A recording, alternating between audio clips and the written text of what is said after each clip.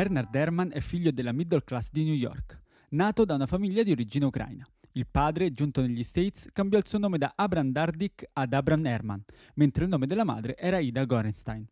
Herrmann frequentò una scuola pubblica di soli maschi e fu incoraggiato dallo stesso padre ad intraprendere la carriera musicale. Il suo approccio alla musica fu attraverso il violino e fu un assiduo frequentatore dell'opera assieme al padre. Il primo premio in composizione lo ricevette all'età di 13 anni e la prima volta che gestì un'orchestra fu solamente 7 anni più tardi, con la New Chamber Orchestra di New York. I suoi studi continuarono alla New York University con i compositori Percy Grainger e Philip James. L'ascesa di Herrmann fu molto rapida. In 2 anni, a partire dal 1934, da solo direttore del personale alla CBS, diventò direttore musicale del Columbia Workshop e 9 anni più tardi fu nominato direttore principale della CBS Symphony Orchestra. Qui conosce anche sua moglie, Lucille Fletcher, con cui si unì in matrimonio.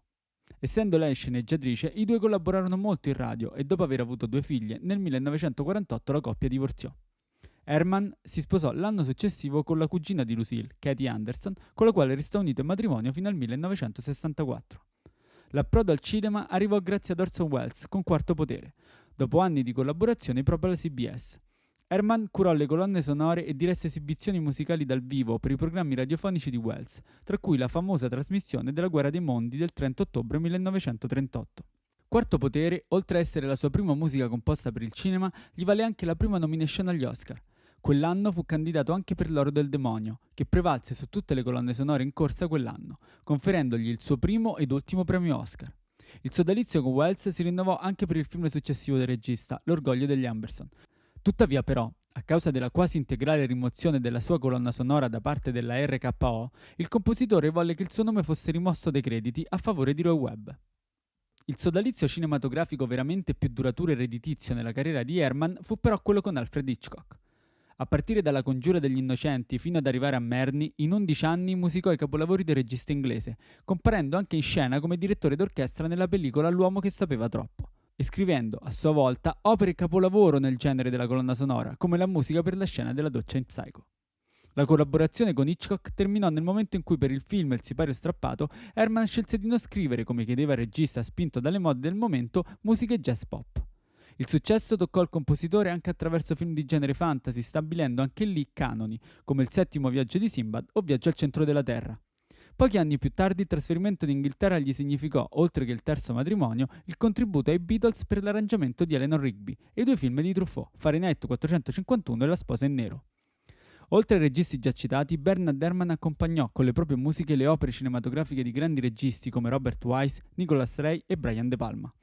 Nella notte tra il 23 e il 24 dicembre del 1975, dopo aver registrato la splendida colonna sonora per il film Taxi Driver di Martin Scorsese e aver visionato il montaggio preliminare del suo prossimo lavoro con Larry Cohen, Bernard Herrmann si spense in un infarto nel suo hotel di Los Angeles.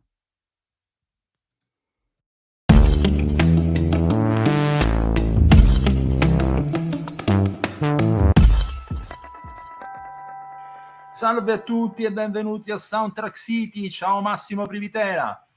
Ciao Marco Testoni, benvenuti. Allora, oggi parliamo di Bernard Herrmann, grandissimo compositore. Innanzitutto ringraziamo la monografia che ha realizzato Luca Perrone, che diciamo sono le quote verdi di Soundtrack City, dove insomma ha ben delineato il profilo di questo grande compositore, a cui però noi, caro Massimo, abbiamo dedicato che cosa? Uno speciale, anzi 2, con 3 ospiti illustri, Stefano Mainetti, Stefano Reali e Eugenio Tassitano, che tra l'altro ha realizzato un libro su Bernard Herrmann di cui abbiamo ampiamente parlato, proprio 2 monografici su questa grandissima figura del padre della musica per film, Bernard Herrmann, di cui poi potrete vedere questi monografici su Soundtrack City Plus, o Plus, come dir si voglia.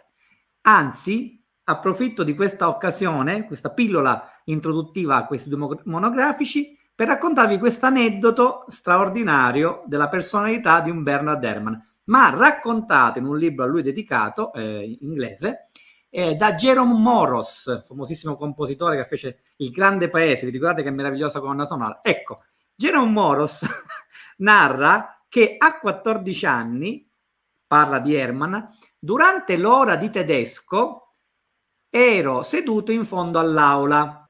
Alzai lo sguardo e vidi un ragazzo seduto in mezzo al corridoio che si tormentava i capelli mentre studiava la quinta di Mahler. Questo ragazzo mi guardò e disse: conosci Mahler? E io: Mahler fa schifo. Hermann si arrabbiò parecchio e afferrò quello che stavo scrivendo, ci buttò un occhio, me lo rilanciò indietro e sentenziò: brodaglia tchaikovskiana. Da lì in poi Moros e Hermann per tutta la vita furono grandissimi amici. Pensate che personalità.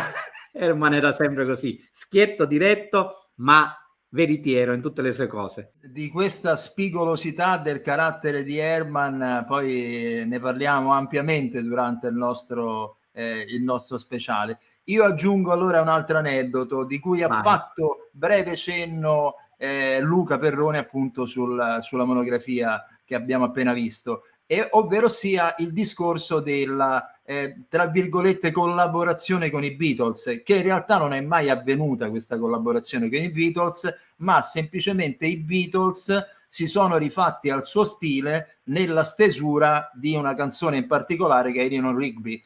Ma questo perché? Perché Paul McCartney fu particolarmente colpito dalla visione di un film, Psycho, il celebre quello della scena dell'accoltellamento.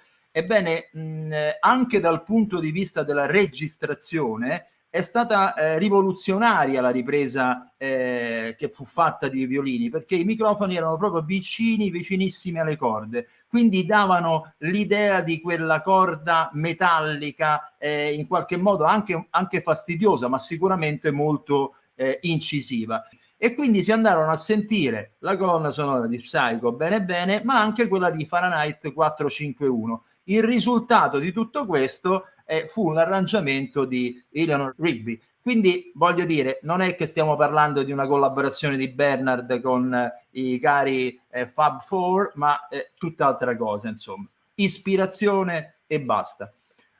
Allora, e con questa ispirazione speriamo di avervene data invece per andare a vedere lo speciale completo dove affrontiamo un po' tutte queste tematiche dell'estetica della musica hermaniana su Soundtrack City Plus.